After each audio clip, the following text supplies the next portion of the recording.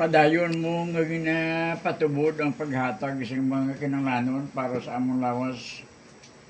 Agud o Diyos nga magbabakod ini ikaw nagadayaw kami kay ikaw ang amon Diyos nga manughimuno kag nagahatag sa gyapon sa mga kinanglanon namon. Gapamuyo kami o Diyos kay Millie. Sa iyang paglakat sa malayo nga lugar sa Pilipinas, sa iban nga pungsod, kabay sa iyang mga dalanon ikaw, o Diyos, magkabantay gyapon, kag magahalong bisan pa sa mga disgrasya, kag sa mga katawagman nakita namon subong ang kalibutan namon. Tama na gid ka singki kag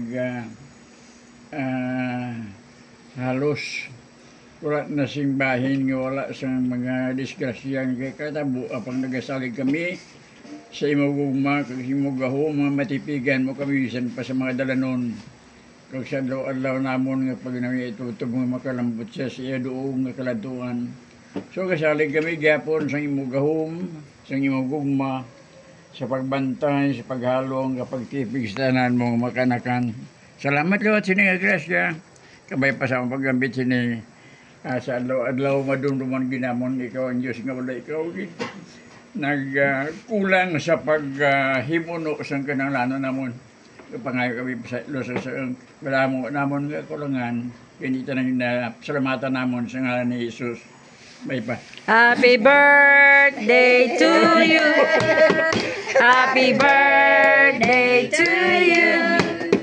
Happy birthday, happy birthday, happy birthday to you. Ay, birthday mo doon? Oh, sa 30. Sa 31. Okay na,